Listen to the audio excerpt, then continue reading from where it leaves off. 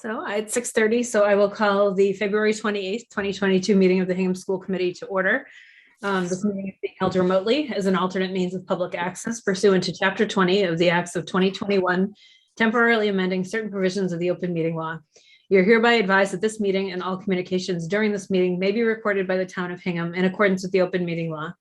If any participant wishes to record this meeting, please notify the chair at the start of the meeting in accordance with Mass General Law, Chapter 30A, Section 20F, so that the chair may inform all other participants of said recording. Harbor Media is recording tonight. Is anyone else recording? If you could just unmute yourself. Recording in progress. Or raise your hand, that would be great. Okay, so I am Carrie D. I'm the chair of the school committee, and I'm participating remotely along with my colleagues M.G.L, Jen Benham, Ness Carenti, Tim Dempsey, and Liza O'Reilly. I believe Carlos will be joining us. He may be in the other executive session. So that being said, I will take a motion to enter into executive session.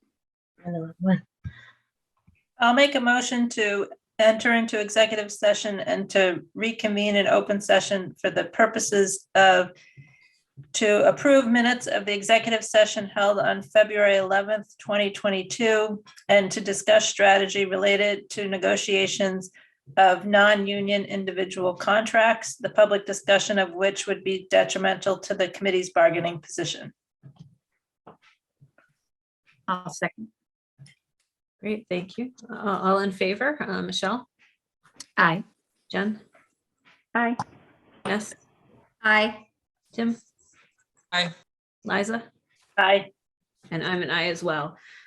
So for anyone who's on the call, who's not on the committee, we are going to executive session and we will reconvene an open session at 7 o'clock. So we'll see you then. Full committee convened at 6:30 and had an executive session. So we're reconvening now at 7:13 p.m. Recording in progress. This meeting is being held remotely as an alternate means of public access pursuant to Chapter 20 of the Acts of 2021, temporarily amending certain provisions of the open meeting law. You're hereby advised that this meeting and all communications during this meeting may be recorded by the Town of Hingham in accordance with the open meeting law. If any participant wishes to record this meeting, please notify the chair at the start of the meeting in accordance with Mass General Law, Chapter 30A, Section 20F, so the chair may inform all other participants of said recording.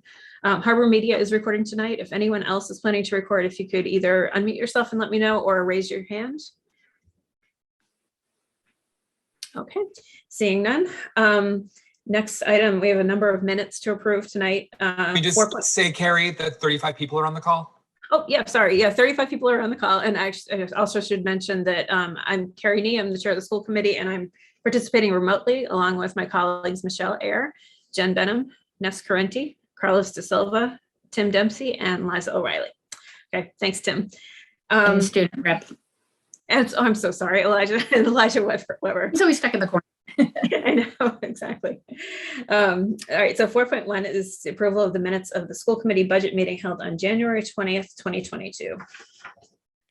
I'll make a motion to approve the minutes of the school committee budget meeting of January 20th. I'll second. Thank you. Any discussion? Oh, seeing none, all in favor? M.G.L, Aye. Jen, Aye. Ness, Aye. Carlos, Aye. Tim? Aye. Liza? Aye. I'm an aye as well. 4.2 is approval of the minutes of the school committee meeting held on January 24th, 2022. Motion to approve minutes of the committee meeting held on January 24th. I'll second. Thank you. All in favor? Oh, sorry, any discussion? Yeah. Yeah. On the subcommittee reports under my name, it was the middle school council, not the high school council that I reported on.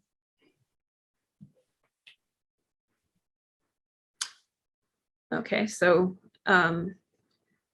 we'll amend that motion to make that change if that's all right with everyone. Yeah. Okay, all in favor? M.G.L, Aye. Jen, Aye. Ness, Aye. Carlos, Aye.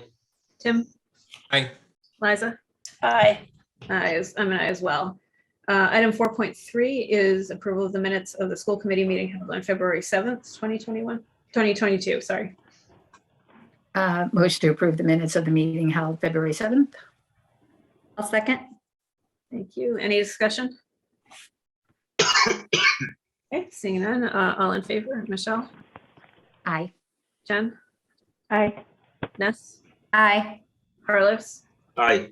Tim, Aye. Liza, Aye.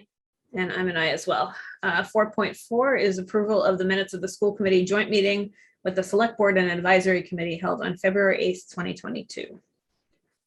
Motion to approve the joint meeting with the Select Board and Advisory Committee of February 8th. I'll second. Thank you. Any discussion? Okay, seeing none, all in favor, Michelle, Aye. Jen? Jen, you're muted. Aye. Ness, Aye. Carlos, Aye. Tim, Aye. Liza, Aye. and I'm an aye as well.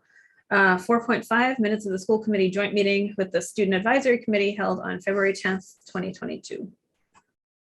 Motion to approve the school committee joint meeting with student advisory of February 10th. I'll second. Okay, any discussion? Okay, all in favor, Michelle, Aye. Jen, Aye. Ness, Aye. Carlos, Aye. Tim? Aye. Liza? Aye. I'm an aye as well. Finally, 4.6, approval of the minutes of the school committee meeting held on February 11th, 2022. I'll make a motion to approve the minutes of the school committee meeting of February 11th. I'll second. Okay, for discussion, I actually had an amendment to propose the motion regarding the mask discussion was to rescind policy EBCFA effective Monday, February 14th. They didn't discuss buses, so. I'll get this fixed. So as if that's all right with everyone to make that change. Okay, so we'll approve the minutes with that change. All in favor, Michelle, Aye. Jen, Aye. Ness, Aye. Carlos, Aye. Tim? Aye. Liza? Aye. And I'm an aye as well. Minutes are approved. Okay, we're on to section 5, which is questions and comments. The Hingham School Committee encourages community engagement and welcomes questions and comments as agenda items are discussed at the meeting. In addition, we have set aside up to 15 minutes at the beginning of the meeting for comments or questions that fall under the purview of the school committee and are not already on tonight's agenda. If any guests wish to speak, please use the raise hand function, state your name and address and recognize, and address your comments to the chairperson. Comments will be limited to 3 minutes per speaker and must relate to topics within the scope of responsibility of the school committee. As established by Mass General laws, the responsibilities of the school committee are to 1, select and evaluate the superintendent, 2, review and approve budgets for public education in the district, and 3, establish educational goals and policies for the schools in the district. Speakers are encouraged to present their remarks in a respectful manner and to consider the privacy interests of others. The public comment period is not a time for debate or response to comments by the school committee. The school committee is not adopting or endorsing any of the comments made during the public comment period. So that, all that being said, does anyone have any comments? If you could use the raise hand function.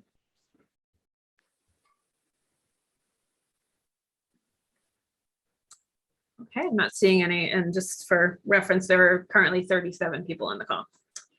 Okay, we're in number 6, which is the superintendent's report. Dr. Myers? Good evening, everyone. Just have a couple items to report on this evening.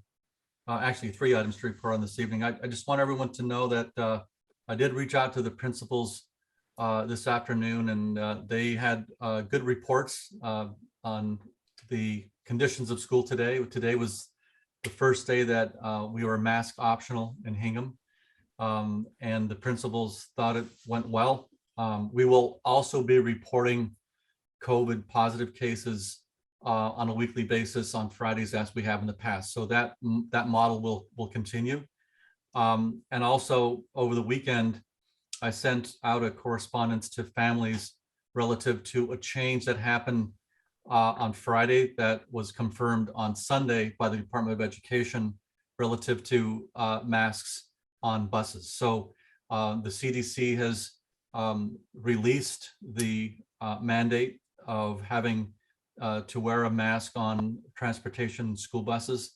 The Department of Education has supported that and has left that point for any kind of mandates or any kind of direction up to a local decision. So as we all know, I sent a note out to families this weekend identifying that the Hingham Public Schools are mask optional on buses and mask optional in schools. But I also did identify that masks are highly recommended for the reasons that we've been discussing for weeks on end here. So again, I mentioned that school did go well, but there are two provisions that we need to consider masks, and that is the nurse's office. And that's one of the things that we still have in place. And I just want everyone to realize that that is one of the documents that we need to continue to support. And the second provision is this escaping me. But I know we had I sent that out yesterday. Quarantine, right? And quarantine, sorry. Yeah, if you're out for 5 days on quarantine, when you return to school, it's recommended that you wear a mask for 5 days upon return of that quarantine. All right. Our nurses will be continuing to report any COVID positive cases on Fridays. Our office will post that on the website every Friday, so we can still monitor it as time goes on. And I also want to. Sorry, Gary, you said, I'm sorry to interrupt. You just said that use of mask is recommended in the nurse's office. It's not recommended. They're required in the nurse's office. I was just making. Yes, it's recommended upon return, and that's what we want to make sure that kids really try to. If they're out for a quarantine, when you come back for 5 days, it's something that we would like our families to observe. I guess I'm just making clear the distinction between recommended upon return and required on return. Yeah, and my understanding is the Department of Education and the CDC is recommending that masks be worn, and it's not mandated. Okay, that's my understanding. The next issue that I have to report on is we're having a vaccination clinic at the middle school this weekend. A correspondence will be going out to families tonight so they can actually sign up if you want a vaccine dose for your child. This is a pediatric clinic run by the health department, Massachusetts Department of Public Health, and it will be from 9 to 1. And that will be 9 to 1 at Hingham Middle School. There'll be directions at the school on where to go. I believe it will be in the gym. If the gym was occupied, it would be in the cafeteria. But right now, that's what we are reporting. The last thing that I want to report this evening is I'd like to shed a little bit of positive light on our facilities department. I know with the snow and weather that we've been having, I'd like to just thank them and acknowledge them publicly for all the work they've done to get our schools ready for snow, for snow days. I know a lot of school districts around us have more than we do on snow days. We've had just an unbelievable support from our facilities department to get us ready for schools, and they've done an outstanding job. So I want to highlight our facilities crew, never ending, getting up and plowing snow and cleaning sidewalks, salting sidewalks, things of that nature. So that's where we are. And I'd like to turn it back to you, Carrie. Great, thank you. So next we have student communication 7.1, and this is Elijah. Yep. Thank you. So I just two small things today, just to corroborate what Dr. Manis just said about the principals. From a student perspective, I have not witnessed, nor has it been reported to us, any sort of unpleasantness, I suppose, for lack of a better term. There are a great many people who have taken advantage of the new policy, and a great many who have not. And it has been a rather seamless transition, actually. I was pleasantly surprised, not to suggest anything could have possibly gone wrong with that, but especially last week, it was strange and people are still wary, but it's going very well so far. So hopefully that stays how it is. And also, I've just been asked to publicize this. If you were not already aware, this coming Tuesday, March 8th, at 7 p.m. at the high school is the all-town band concert, which is an incredibly important night for the music program, especially after the fact we we had one 2 years ago, just before everything shut down, and it's a really important night of connection and community within the music program that we haven't really had in a while. So if anyone here tonight is available at that time, I would strongly recommend you attend. It will be a great show. It's Disney themed as well, so if you're a fan of that, that is a compelling reason to go. That's great. Thank you so much. And I'm glad to hear it went well today. Okay, 7.2 is communications received by the superintendent. Dr. Mayes, do you have anything? No? Okay, does anyone on the committee have under other communications? Okay, I just wanted to mention that I've been copied on a number of emails to the advisory committee and the select board supporting the school department budget. And I just wanted to thank everyone who did that. I think they just copied me, so they didn't fill up everyone's email boxes. So I just wanted to let you know that there are a number of parents who had reached out. A lot of them specifically mentioned the arts director is something they were interested in, but the support was for the entire budget. So we just really appreciate that. Okay, number 8 is unfinished business. 8.1 is a budget update. So is that you, John, or is it? It is me. I prepared just a few slides. Typically this time of year, we always, the budget process is still going on.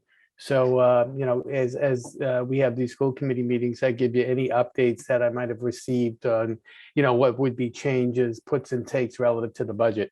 So I have just a few slides. I'll share my screen here. And hopefully everything scrolls well and we'll be able to do that. So I hope everybody sees the screen now that says the budget update for February 28th. Yeah, we can see it. Yeah. Okay, good. So a lot of this will look familiar to many people, but this is just there's been some changes relative to the budget. So over here, I have the existing budget and the preliminary 23 budget. And as you see down here, there's certain tracking items that I'll take into account. And I note the date on when the activity happened. So, since we've had the budget process and made the joint meeting, we've had some new news come in. And this is we've been alerted of a new teacher retirement, and that's a positive change. So that would actually reduce the budget by 38,000. We know about another teacher resignation. So that's a positive of $25,000. We had a psychologist submit retirement papers, so we anticipate a retirement there. That's $40,000. Now we have leave returns. Okay, so people that are on the 1-year leave, they have to notify us of them returning, and that notification has to take place by March 1st. So, calculating those inputs as the leaves do return, they weren't incorporated in the original budget. So, that'll cost them as the leave replaces the long-term sub that may be in place for them. Those will be $72,000 for regular ed and $24,000 or $23,000 for special ed. We did get a new VOTEC application come in. And, so that would be an impact of $24,000. And then we had a tech assistant. Actually, this was an exchange that happened at the high school. We have 2 positions leaving to be replaced by one position. So the net effect of those, will be the offset here is a couple of positives, but then this is what the cost of the replacement is. So it's the net effect of those. I don't know what that is by just looking at it. But overall, the budget's still tracking. So, the changes, the net changes for the entire budget is actually, negative $29,000, which would presume that it costs us more. So we recommended a budget of $62,677. If you added this $29,000 back, the required budget would be the $62,706. So as we go along in other, subsequent budget meetings, I will provide this data as I learn of additional changes. So here's the thing, the budget. So there was 4, now there are 5 VOTEC pending applications. The energy prices, that's still a big significant risk. They're up further than that now. I mean, gas and diesel are up around 350 now. Hopefully they'll resolve a little bit, with the war in the Ukraine and the boycott. So there's no Russian oil. So, energy prices have been going sort of crazy. New special ed replacements. I've heard rumblings that there are going to be some placement changes, but I don't know, what those are yet. But we do have that special ed reserve fund if needed. And, next week I'll be given a forecast, and I believe in that forecast, I'll be making a recommendation to the school committee to, add an appropriation to that reserve, which will provide additional protection for next year. And there's still nothing in the budget for any COVID related expenses without reimbursement. But, with a little luck, the way things are going now, let's hope that, this thing starts getting further and further behind us as we proceed forward. What I recommend at this time, I don't think there's any need to take another vote at this time. I think what we do is we maintain the request at 62, 677, 1112. Between now and town meeting, other things will happen. Typically, when the hiring comes up or the replacements come up, sometimes we could do better. The $29,000 that we're shy right now is nothing to get excited about. So I would just hold our budget where we are right now at the 62, 677. And as I said, things will continue to change over the next couple of months. So my recommendation is, this was the first budget we had. This is the one that I think that we would stick with at this time. I just threw that in your packages so that everybody has, the full budget numbers so that they can kind of look at.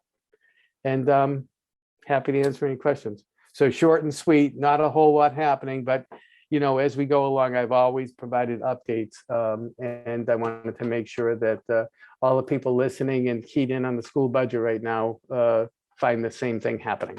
So thank you. Great. Thank you, John. Does anyone have any questions for John on the school committee? Okay, seeing none. Any members of the public have any questions on the budget? Okay, not seeing any hands.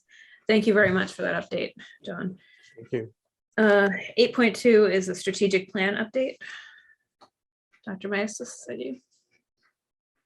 Yes, we're going to be sending out a survey by the end of the week to all our stakeholders in the Hingham Public Schools. So our communications office will be sending this link out, and it will be a survey that parents can take an opportunity to just give us some feedback on the school system. So there'll be a number of questions. It should be about 15 minutes to complete. That's what we're shooting for. And that information will help the strategic planning committee that is working on this plan actually gain more information. Like I've mentioned in the past, we have collected a great deal of information on the school district, the data, how students perform, a lot of information regarding the school district, and this survey data, along with the focus group data, will be used to help shape what the strategic plan looks like moving forward. So we're excited about that process, and please look forward to an email message, and we'll send it out on our social media platforms so that people can actually fill this out and forward it to your students that have graduated, alumni, any family member that is out there that we can get. We want them to fill this out. We want a great return on this, so please look forward to it. Thank you. Great, thank you. Does anyone on the committee have any questions on the strategic plan? I'm not seeing any. Anyone in the public? Okay. Oh, Laura Ashatella. You just give us your name and address for the record. Can you hear me now? Yep. Hi, Laura. Hi, it's Laura Achatella, 4 Boulder Glen Road. I just had a question. I really enjoyed participating in the parent focus group, and I listened in on the school committee focus group as well, and was pleased to hear that the data would be, able to be sort of cut all different ways by school even. So I was just wondering if there was going to be any plans outside of the strategic planning committee, but any plans to share some of that data with the schools themselves as it pertains to them. Like, for example, at the middle school, we were looking to go out with our own survey, but thought we might take a look at some of the data that came from the strategic planning survey before we dug a little deeper. So I was just wondering in what way we might be able to expect to receive that either at the school council level or at the PTO level to Yeah, inform some of our work. I think that's an excellent question, Laura. And that is one of the things that we are using this opportunity to help with this fact-finding information. You know, there's always a good opportunity to survey the community and get input. And I know that there are a lot of specifics that different organizations that support our schools would like to have to set their goals. We're actually adding some additional questions to the survey to make it as broad as we can, so that it can actually fit the purpose of some of these support groups that we have in our community. So the survey data, we'll share it by building, we'll share it with principals, so the principals can then share it with the groups that support your school. So I think Great. that's going to be very beneficial for you and the schools to just kind of set some kind of understanding and the goals that you have in your organizations moving forward. No, definitely will be very valuable. Thanks. I'm happy to hear that the principals will be getting that. Yep. Great, thank you, Laura. So next we have to receive an update on the foster school principal search process. Jamie, is that you? Yes, it is. Good evening, everyone. So as you know, we're searching for a new principal at Foster Elementary. We received 14 applications during the application window, which closed just a few weeks ago. Of those candidates, 8 have been selected to come in for initial screening interviews with the interview team. And on that team, we're joined by the committee with, or members of the committee are Jen Benham and Carrie Nee are joining us on those interviews. And those interviews are scheduled for this coming tomorrow evening, Wednesday afternoon, tomorrow afternoon, Wednesday afternoon, and Thursday afternoon, March 1st, 2nd, and 3rd, with the identification of semifinalists to be identified by the end of the week. And then there'll be another round of interviews where they'll meet with Dr. Adams as well as the central office team. And I will mention that Dr. Adams worked with us to review the applicants as they were received. So we're still on target with our overall search timeline, and we hope to have a final candidate announced by the end of April. Great, thank you for your work on that. And I was really impressed by a lot of the resumes that we saw that came in. So I think we have some good candidates. Next is, I think this is you two, to receive an update on the East Elementary School principal search process. Yes. Yeah. So we're also, as you know, running a search for East. Those applications are still open and those close on March 7th. So the week after March 7th, the members of the screening team will receive the applications. You'll be asked to rate those applicants, and from that pool of initial applicants, we'll identify those people to come in for interviews. And right now, the interviews for the East principal are scheduled for the week of March 21st through March 25th. And I'm joined on that screening team as well. Members of the committee are M.G.L and Carlos De Silva will be joining us for that search. So we're again on target, and that team will be getting together likely next week for a training session prior to the applications closing. Great, thank you, Jamie. Thank you.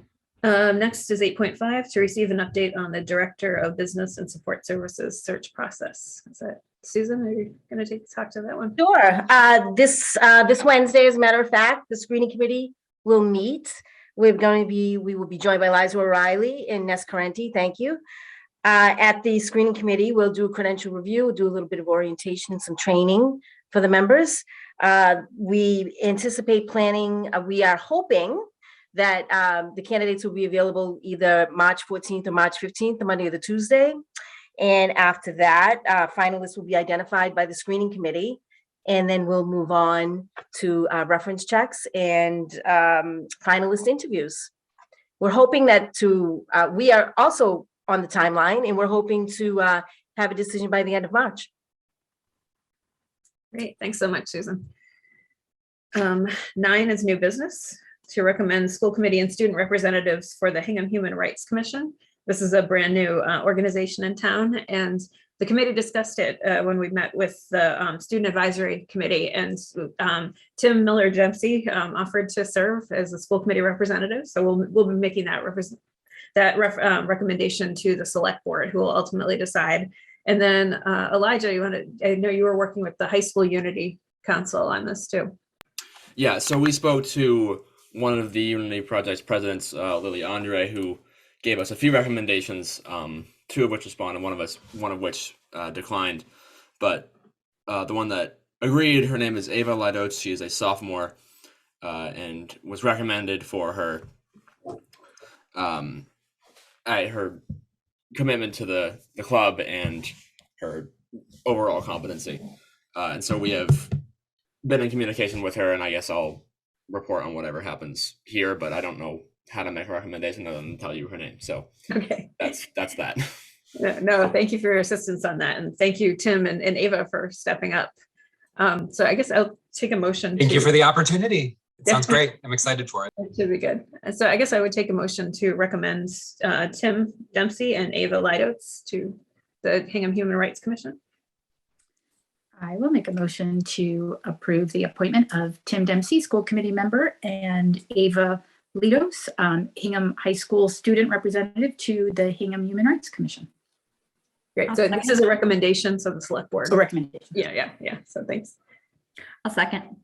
Thanks, Miss. All right, all in favor? Michelle? Aye. Jen? Aye. Ness? Aye. Tim? Enthusiastic, yes. Carlos, sorry. We just Aye. Liza? Aye. And I'm an aye as well. Thank you. And thank you, Elijah, and to your team for finding a student representative. Next is to appoint members of the School Department Capital and Facilities Master Plan Committee. Ness or Jen, do you want to speak to this? I can. Unless you would like to, Nez. It's all you. Okay. Thank you. Yeah, so we just a quick brief overview. The last August, the associates, they could study our facilities to identify the maintenance needs and budget items and costs for the foreseeable future. And I met with John to kind of go over the vision of that. And so we were putting together a school department capital and facilities master plan committee to review the educational facilities master plan that Habib had put together for planning for ongoing maintenance and capital improvements. And do you want me to list the names, Carrie, or? Yeah, that'd be great if you could do that. Pull it up in my email. Just bear with me one second. Unless Naz, you have it at your fingertips. I can. I have it. So we have Jen, thank you. You're going to be chairing this. Yeah. Ray Estes is joining us from the school building committee. Tom Mayo is the select board appointee. Eric Valentine is capital outlay committee representative. There are two community representatives appointed by the school committee, and they are Aisha Apong and Dr. Ed Schreier. And John Ferris and his team will also be on the committee too. So thank you all for your time. It's going to be a very important project for us. Okay, so next 9.3 is to discuss proposed temporary COVID-related overnight field trip COVID policy file JJH, IJ, and IJOA. This is our third read, and we can act as appropriate if we decide to do that. So, and there are 40 people on the call right now. So Jen, do you want to speak to this one? So the overnight field trip policy was reviewed again by the policy subcommittee last week. As you recall, our last school committee meeting on February 12th, we did a second read. We discussed the policy, and there didn't seem to be a consensus among the committee around the vaccination requirements. The change that we put to the policy on last week was we added in a testing, but we continue to keep the vaccination on there. And I will say that in my opinion, that we don't necessarily need to move forward with this policy, because based on the consensus that we did at our last meeting, and we don't have a special policy for overnight field trips. That's just my opinion. I didn't know if that's something that we could discuss. If that's okay with Carrie, or anyone has any questions on the current policy, if we want to have that discussion that we had 2 weeks ago. Definitely. So where are people on this? Michelle? I'll go front. Thank you. First, thank you all the members of the policy subcommittee for taking this on several times. I know these decisions have not been easy. I've been thinking about it a lot though, and I think I've come around to the fact that, you know, Mass General Law gives the school committee pretty broad authority over approving field trips and determining what is safe, you know, the best mechanisms you can use to keep students safe and healthy and whoever else is on the trip. So as I started thinking about it a little bit more, I was feeling like, I don't know that we need this policy in particular when in general, we have the authority to approve overnight field trips, and we could take them just on a one-by-one basis, right? And decide that if there's a field trip that we feel may need a vaccination or may need some other sort of health concerns around it, that we could put it in place that way versus having a policy that covers all overnight field trips. Thank you. Does anyone else have any thoughts on this? Ness? Yeah, I guess I like, Michelle, that proposal because there are still some trips that require the vaccination unless that ends up changing. I know that we had approved the New York one and that was based on the theater district, but that mandate in New York City is going to be going away. So maybe we take it one by one. If something out of the ordinary happens that would require, the trip requires a vaccine requirement, but otherwise I don't feel like we need to have this policy. Carlos and then Liza. Likewise, I'm in favor of not taking any action on this and let it be. I think what we need to require the individuals organizing the trips is that they follow through whatever requirements and restrictions that there is on a venue where we are going to bring our students to. Just sort of like, you know, the Curry check that is mandatory for anybody getting involved with the kids, you know, on a trip. So, you know, as long as they do process and check, you know, what's the requirements, that should be fine. Thank you. Thanks, Carlos. Liza? I'm okay with not implementing a policy for going forward, but I'm not comfortable with changing any requirements that we've already voted on for the existing field trips, because I feel that families signed up knowing what the requirements were for that trip. And I wouldn't want to renege on that because that they feel they made their decision about attending for whatever reasons, you know, and what we had decided. So I wouldn't want to change anything that we've already put in place. Yeah, I would agree with that too, because and just to note, none of those field trips are on the agenda for tonight. That's not what we're talking about. So, and we have heard from families who signed up because there were vaccine requirements in place. So I'm also fine with not taking action on this policy and just taking it case by case. The one thing we've kind of seen is things keep changing with COVID and health requirements, and it might be better to not lock ourselves into a policy that would have to go then change depending on how things shape up. So, okay. So I'm hearing that we're just going to let this one go. Is that okay? Any members, before we move on, any of the members of the public? Erin Childs, if you could just identify yourself. Oh, there you are. If you can unmute yourself and just give us your name and address, please. Hi, thank you so much. Erin Childs, 25 Summit Drive. I just want to say thank you to each and every one of you for your continued dedication to the Hingham community. Regarding what Liza was just saying on existing field trips and not changing anything that's already been decided, my only question on this is, regarding, is that regarding anything that's coming up through the end of the school year? Is that that's the first question I have. And then the second question I have is why, because of all of the shifts that are occurring, you know, the mandates were in place for the vaccination, and then they're lifted, right? Just like last year, the flu shot was mandated and then it was lifted.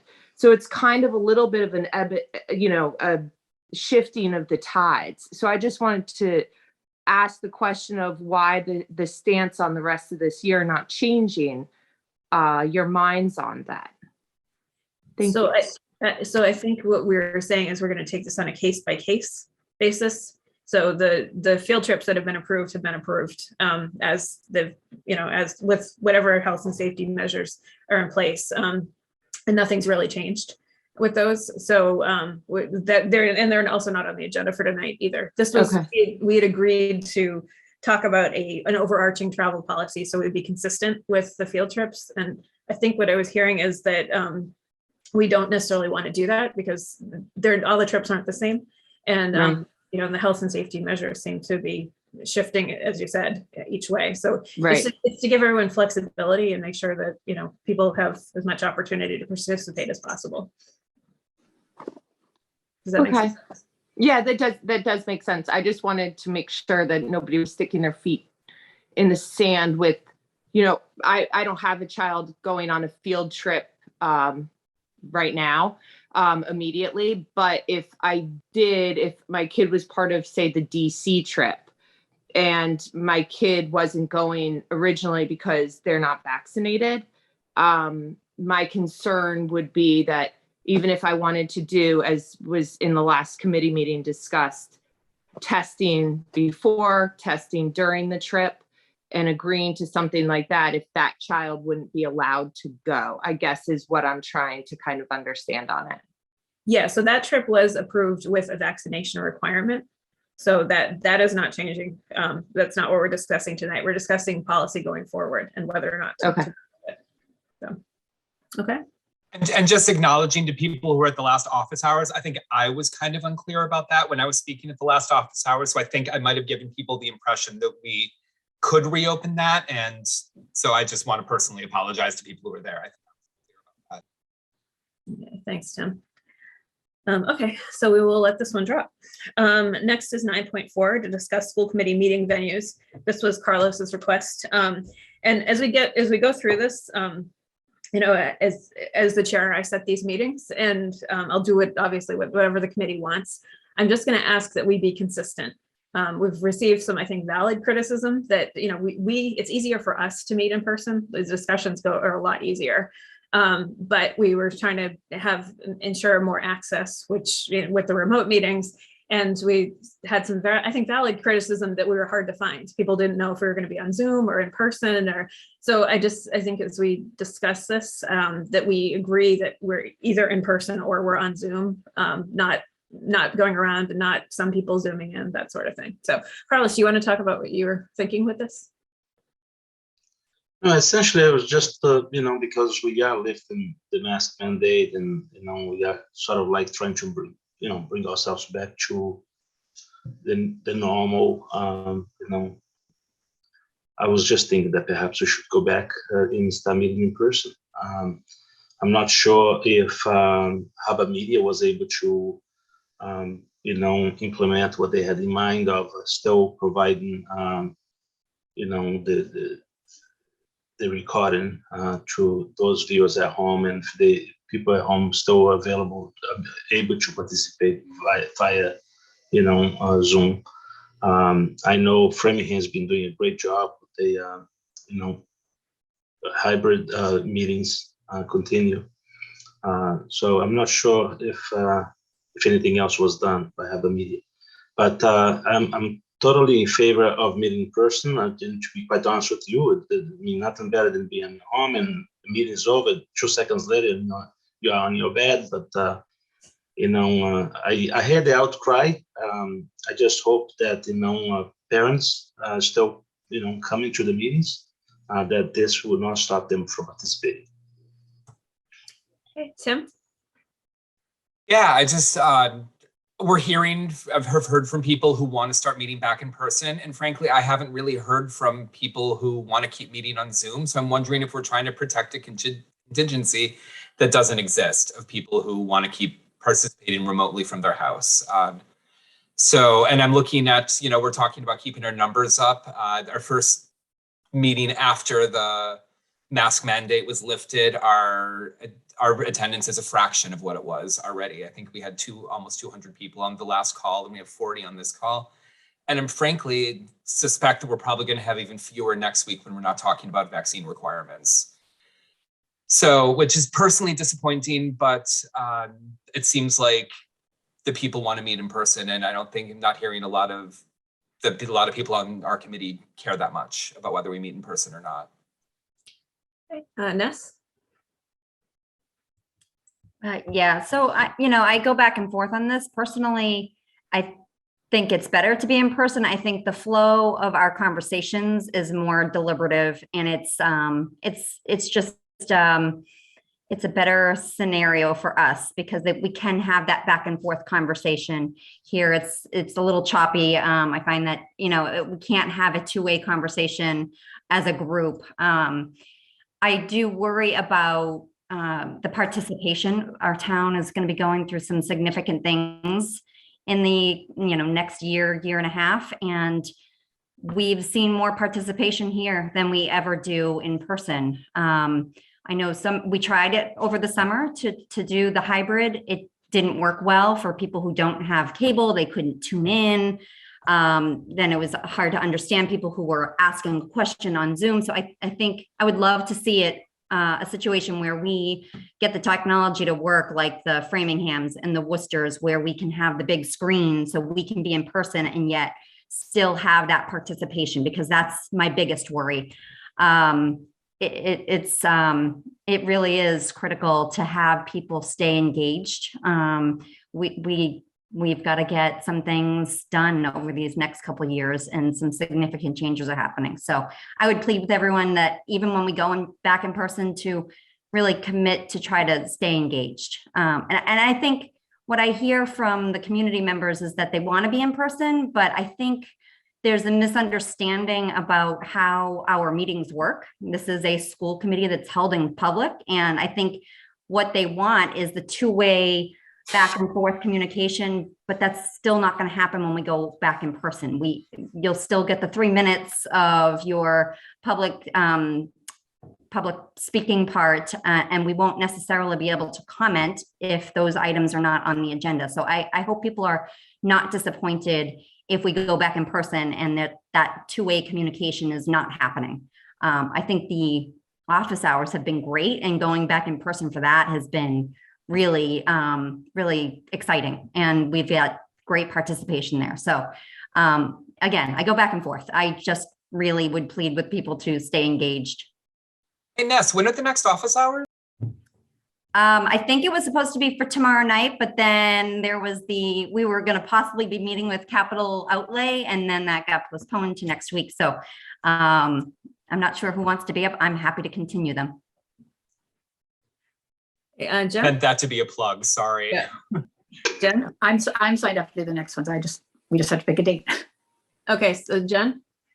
I'll just quickly say I'm happy to do them with you, Michelle, the next one. If you need another person.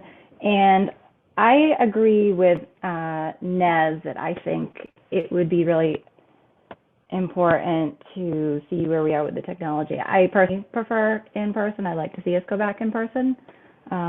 But that technology is a key component to it, because I think a lot of people do want to still stay engaged. That said, given the person office hours that we have had a good amount of people attend, which I think is great. People are coming out.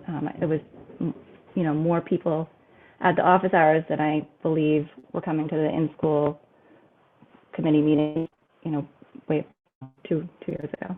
So I like them in person. Liza?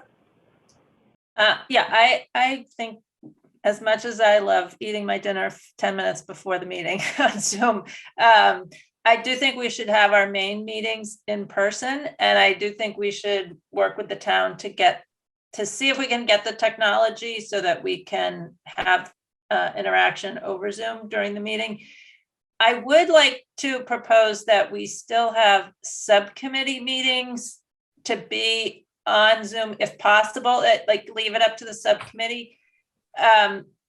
Those are, it requires a lot of work, and because of everyone's schedules, to have the flexibility of having that at 10 o'clock in the morning or lunchtime over Zoom is really important for us to be able to get our work done effectively and respecting everyone's lives, as opposed to making everyone meet in person at night every night of the week.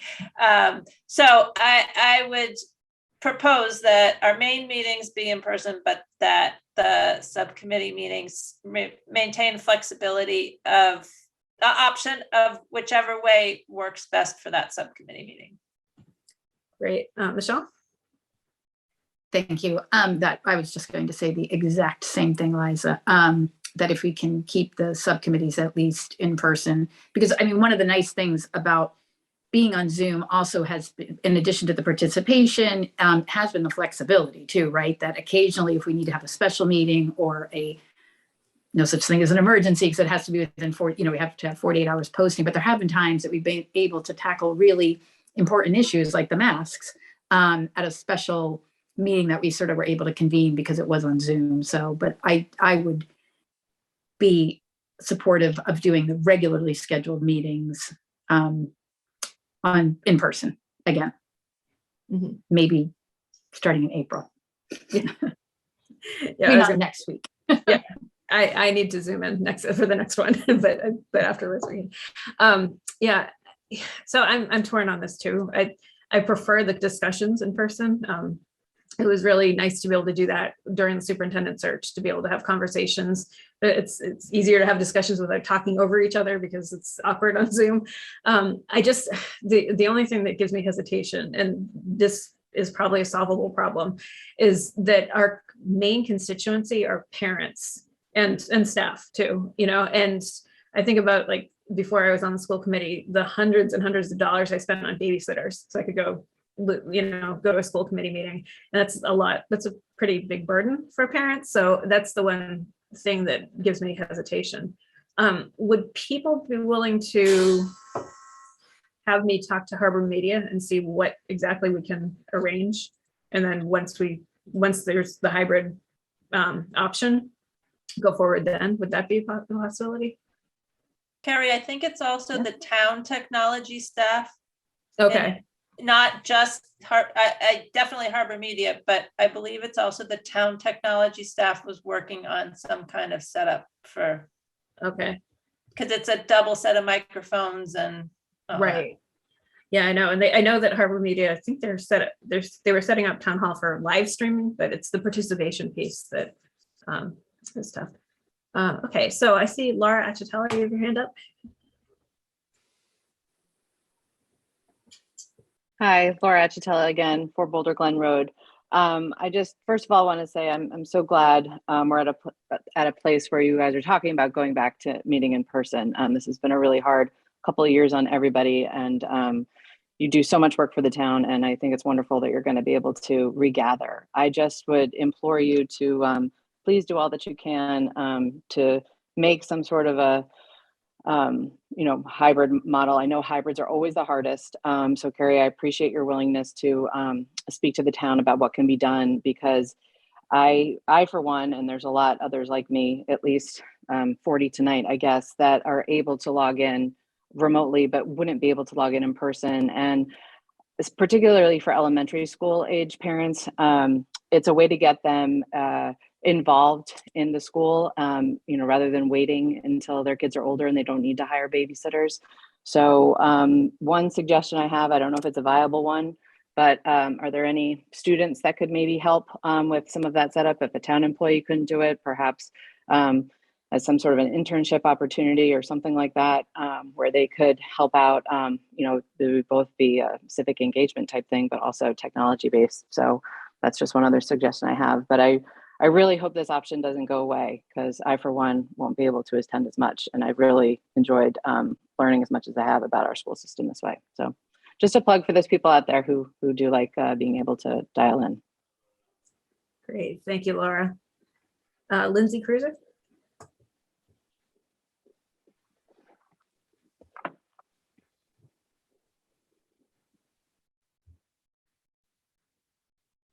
Lindsay? Yes, can you hear me? Yep. Okay, perfect. Lindsay Cruiser, 10 Quail Run. I just wanted to echo what the last commenter said so that, you know, there's more of us out there. I think for parents with elementary school students, it's a hard time, especially with the 7 o'clock.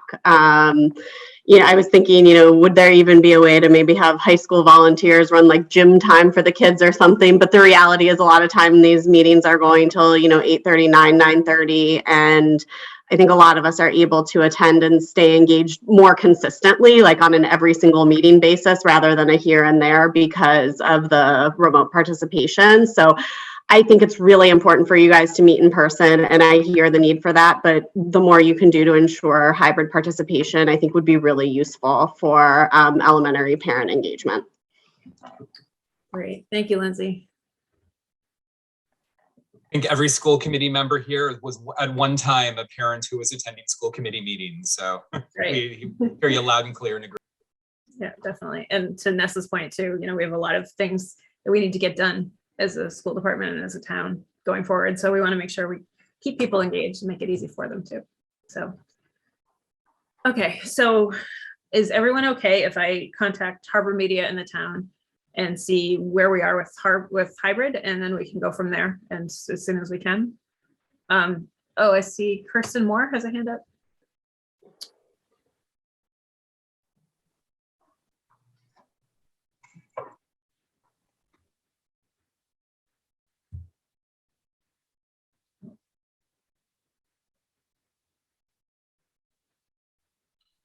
Hi, sorry, can you hear me? Yep, we can hear you. Hi, Kirsten. Hi, Kirsten Moore, 120 South Pleasant Street.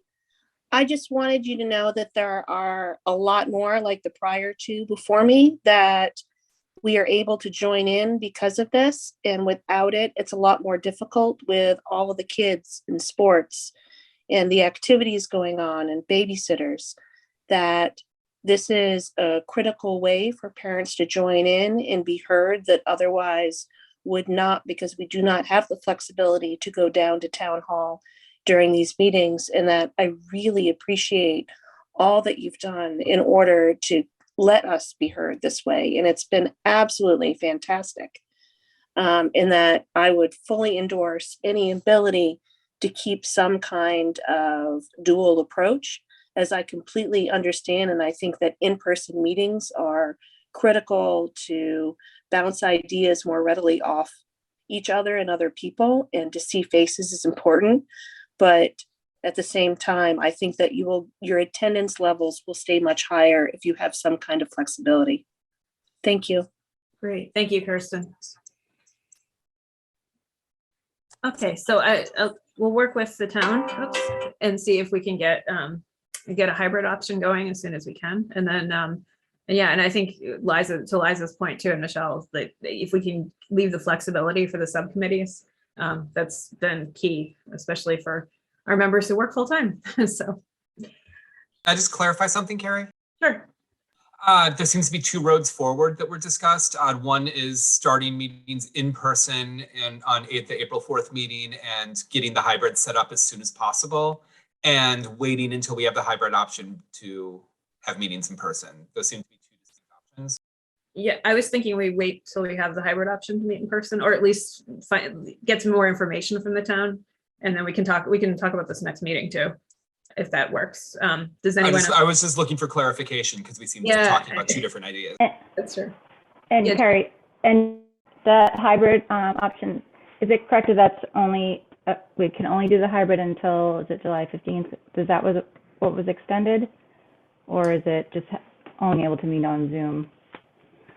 I think, well, no, the remote participation was extended. Okay. So I think we're all set with that. Okay. Yeah. Michelle? How long was it extended to? The remote It was participation? July 15th. July 15th. Hmm.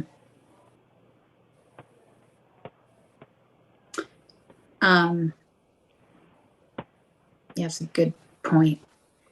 I'm wondering, well, see what the town says, I guess. I'm just thinking about July 15th will be here before we know it. And if the governor takes away the option for remote participation.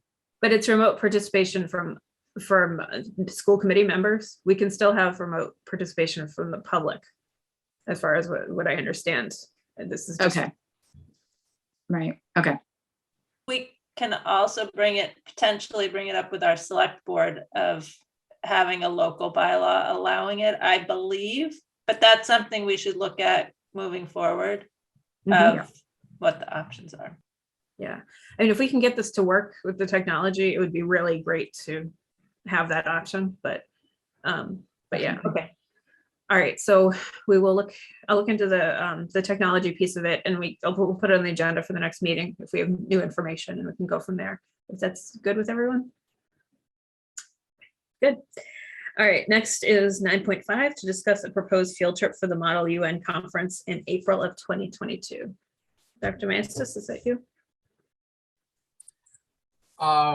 Yes, we have a Model UN field trip that is scheduled. This is a trip that we've been talking about at this table for a while. I think Model UN has a number of provisions that they would like to exercise as far as admittance into the conference. So this is something that school committee is prepared to discuss. Does anyone have any questions? Michelle? I think just a clarification, this, I believe, Dr. Maestas, is the Model UN conference that we actually approved, but it was supposed to take place at Harvard University, and it's been moved to Boston University. That's correct. Okay.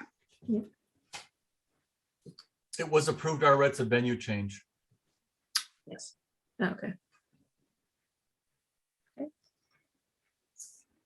Anyone? I'm supportive of it. It seems to have the same criteria as last time. I think BU is requiring the vaccinations and the testing and all that. So I think those are all the same as the original one we approved. Mhm. Okay. Would anyone like to make a motion? I will make a motion to approve the proposed field trip for the Model UN conference in April 2022. I'll second. Thank you. All in favor? Michelle? Aye. Jen? Hi. Ness? Aye. Carlos? Aye. Tim? Aye. Liza? Aye. And I'm an aye as well. All right, subcommittee and project reports. Michelle, do you want to kick it off? I actually do not have anything tonight. Okay. Jen? Sure. Like I said earlier, that the policy subcommittee met last week, and we're actually meeting again on this Wednesday, but it's a joint meeting with Hingham Police, with Chief Jones, that Gary has set up with us to continue to go over our MOU with the Hingham Police Department that needs to be revised. Oh, Gary? Yeah. Sounds like you have an update. Yeah, I had a text message from the chief this afternoon, and he cannot meet Tuesday, but he can meet Wednesday. So we probably need Yeah, I think that's what we had scheduled for. What was Did we? Wednesday? Okay. Was at Because he's got something to do in Bridgewater. So if Wednesday still works, we'll just need to get that to him. I think, what was that, 2 o'clock? I have 12:15. Yeah. 12:15 Okay. on the 2nd is what I posted for. Hey, you know what? I have somebody at the office that keeps me in line, so. All right. So we're good to go for that. That's great. All right. That's all I have, Gary. Okay, great. Thanks. Ness?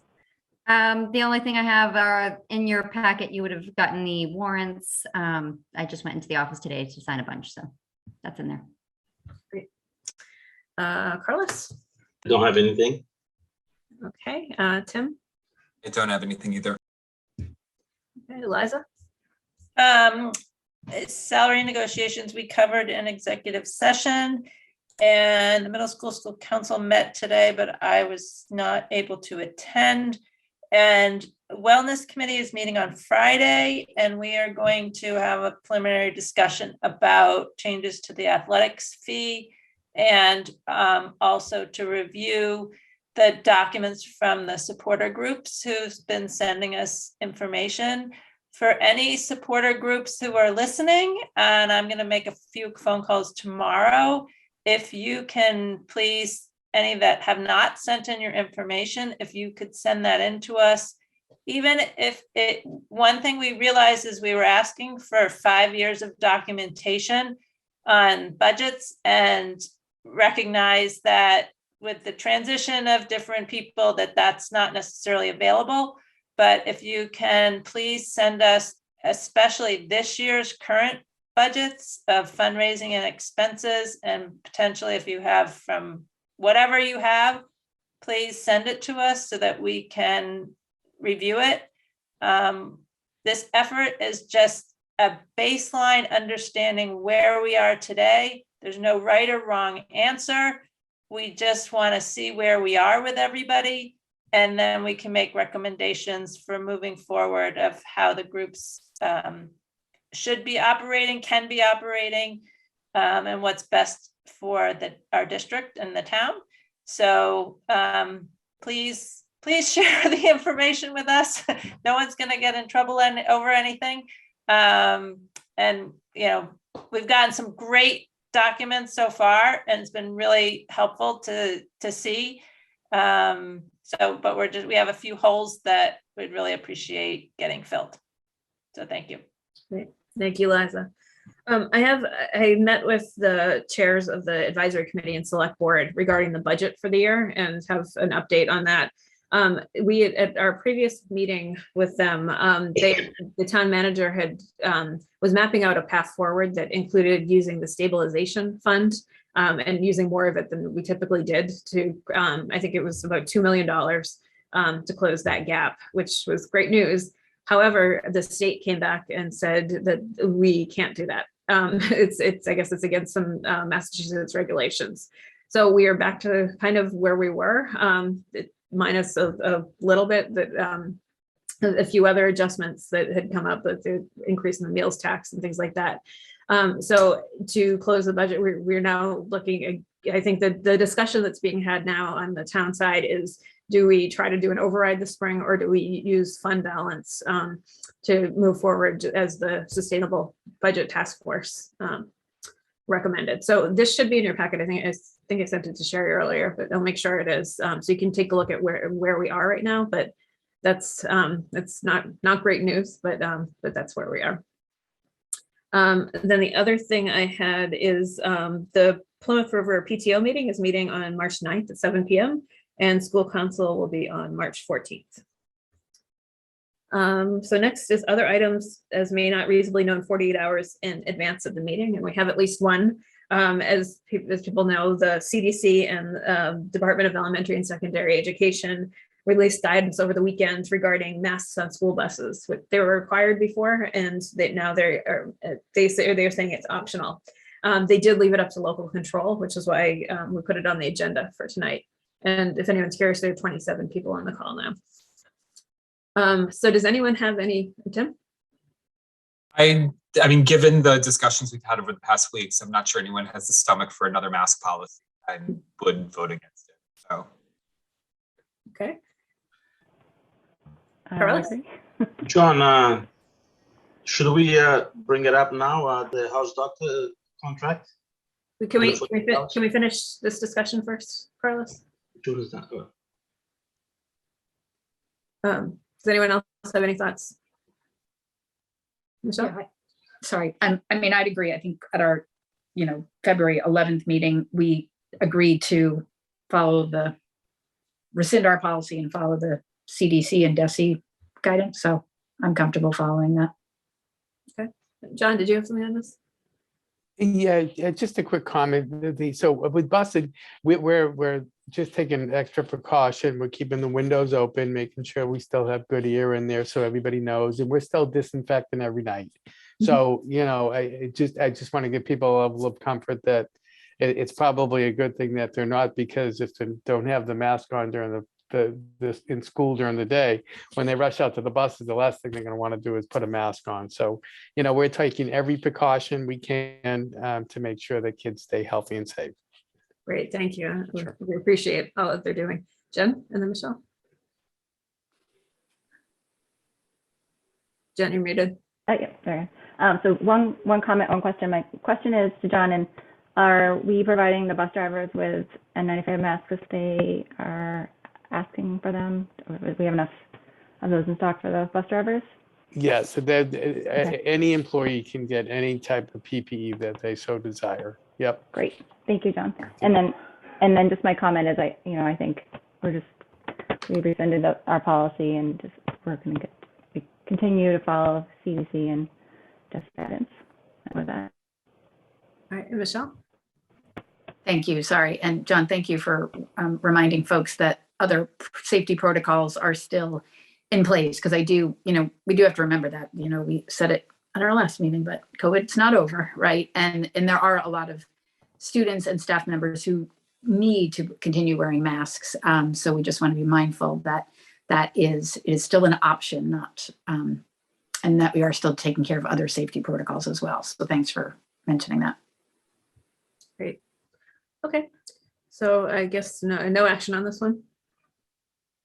Okay. Sounds good. Then I will take a motion to adjourn. I will make a motion. Oh, sorry. Carlos. Carlos. Carlos. I'm sorry, Carlos. Well, the questions to John. John, should we be bringing that up, the house doctor contract? I didn't think, because there's not really a value to it, Carlos. I didn't think that we really needed to do it. But we did go, you can explain to the committee what we did if you'd like, or I'm happy to do it. I can try, and you can help me out if I don't say Sure. everything.